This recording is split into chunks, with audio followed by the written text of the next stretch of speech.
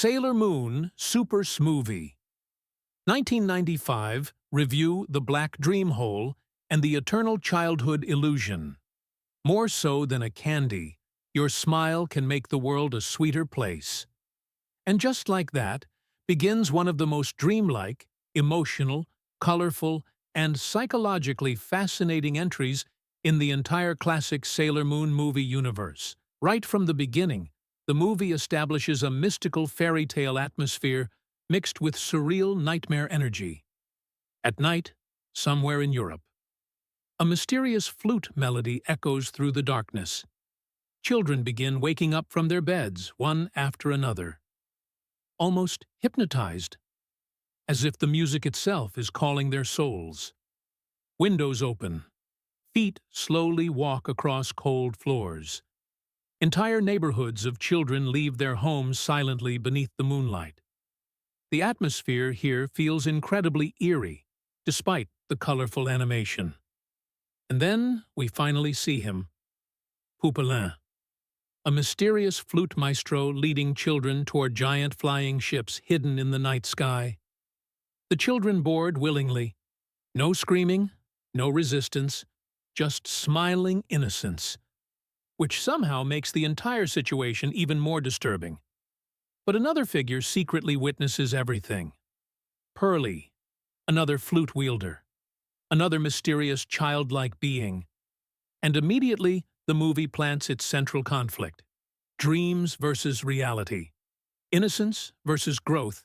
Eternal childhood versus moving forward. Then suddenly, the legendary Sailor Moon Super S intro erupts onto the screen. Instant nostalgia overload. Cookies, childhood, and nostalgia. Back inside everyday life, the Sailor Scouts are gathered at Makoto Kino's house baking cookies together. And honestly, these peaceful slice-of-life moments are one of the greatest strengths of classic Sailor Moon. Usagi immediately burns herself trying to cook.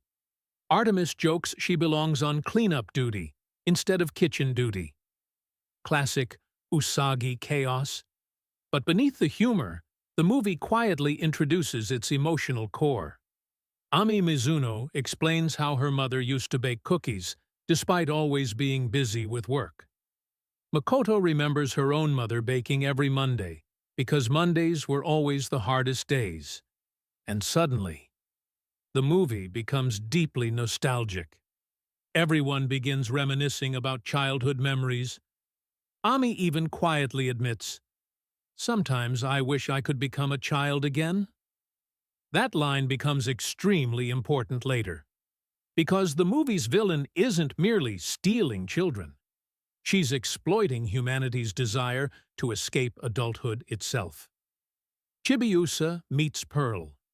Meanwhile, Chibusa wanders through the city and encounters Pearl. This entire section feels magical. Pearl possesses invisible wings, only Chibusa seems spiritually capable of sensing. The two become friends almost instantly. And unlike many Sailor Moon movie side characters, Pearl feels genuinely mysterious. He's cheerful, yet melancholic. Childlike, yet burdened. When he plays his flute, candies magically appear around them. The visual atmosphere becomes soft, whimsical, almost storybook-like. And Chibiusa absolutely loves it. The global child disappearances. Meanwhile, the movie's darker storyline begins escalating rapidly. A news broadcaster announces that children are mysteriously disappearing worldwide. 43 cities, 27 countries. No explanations. No recoveries. This instantly raises the stakes far beyond previous Sailor Moon films. This isn't merely Tokyo being threatened, it's the entire planet. And the imagery becomes increasingly unsettling because the children leave willingly under the flute's hypnotic melody. Almost like sleepwalking souls being harvested.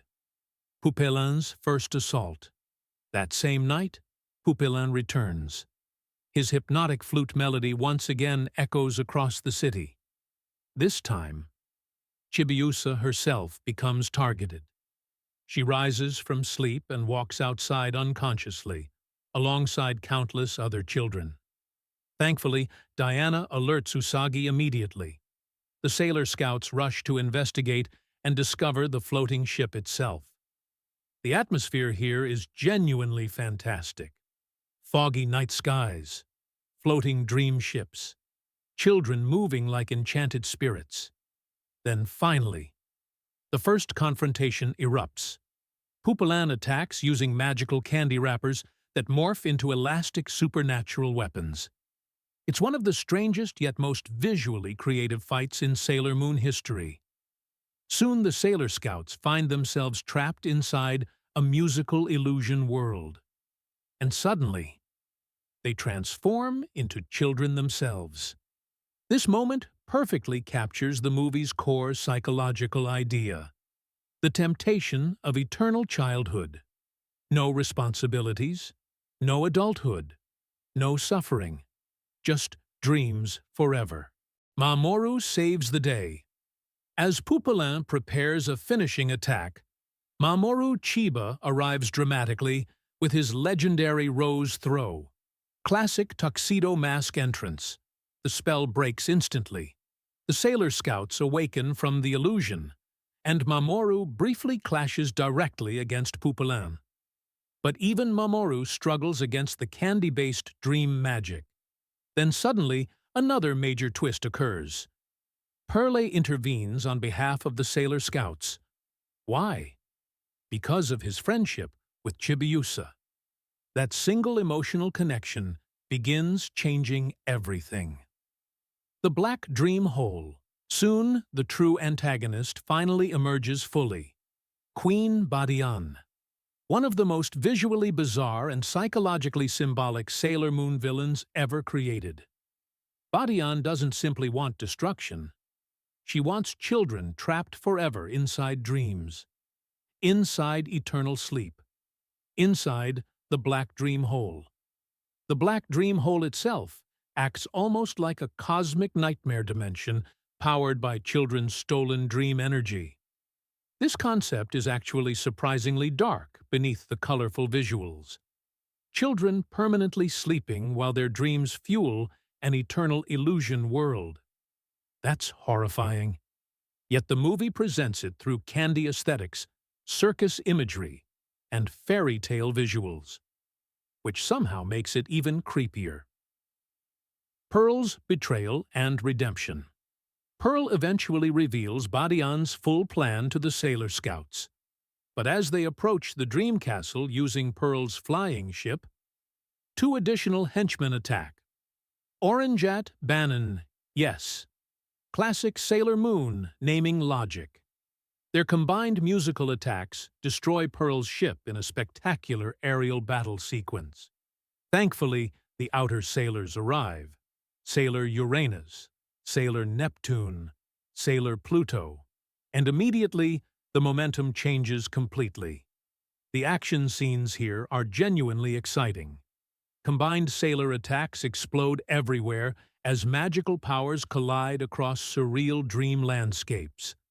Eventually, the villains transform into birds after defeat, symbolizing freedom from Badian's corruption.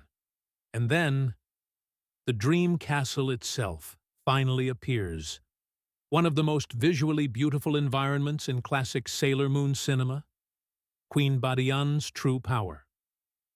Badian finally confronts everyone directly, and immediately demonstrates terrifying power.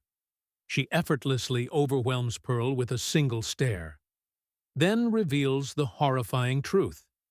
Chibusa is meant to become the main energy source for the Black Dream Hole, because of Chibusa's immense hidden potential.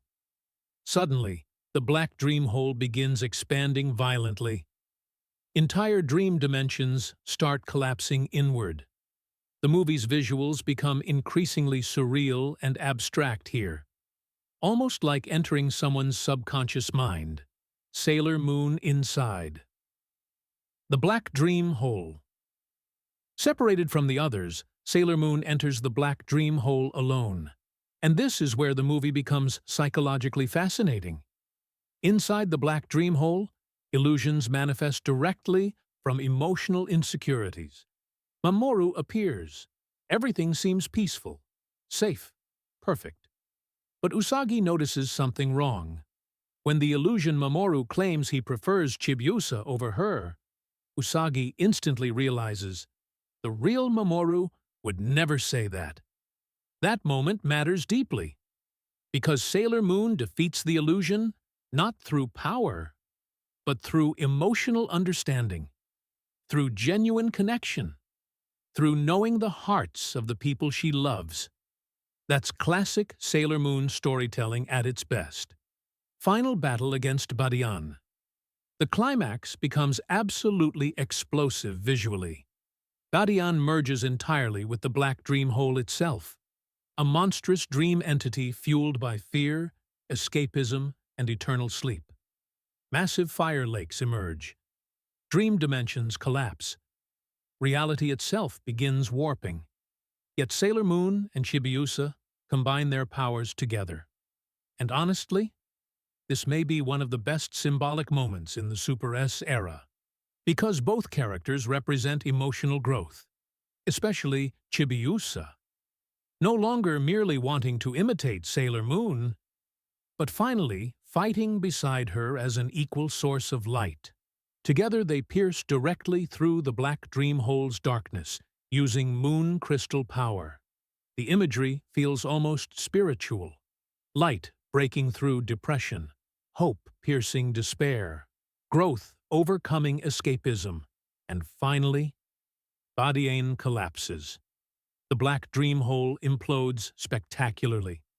The beautiful ending. As the dream castle begins collapsing, Pearly regains his true wings. Instead of remaining corrupted by eternal childish illusions, he remembers his original purpose: to protect children's dreams. Not imprison them. Protect them. A rainbow appears above the collapsing dream world. The abducted children awaken safely, and Chibiusa shares one final emotional farewell with Pearly. It's bittersweet, because unlike many Sailor Moon movie friendships, this one genuinely changed both characters permanently. Final thoughts. Sailor Moon Super S movie, 1995, is secretly one of the deepest psychological Sailor Moon films ever created. Beneath the candy aesthetics and magical dream visuals lies a surprisingly mature message. Growing up may be painful, but remaining trapped in fantasy forever is even worse. The movie explores childhood nostalgia, fear of adulthood, the temptation of eternal dreams, emotional maturity, the importance of moving forward. Visually, the movie feels like a surreal fairy tale mixed with cosmic dream horror. And emotionally, Chibiusa and Pearly absolutely carry the film beautifully. By the end, as the Sailor Scouts gaze toward Chibiusa and Pearly beneath rainbow skies, the movie quietly reminds us, dreams are beautiful, but life must continue beyond them.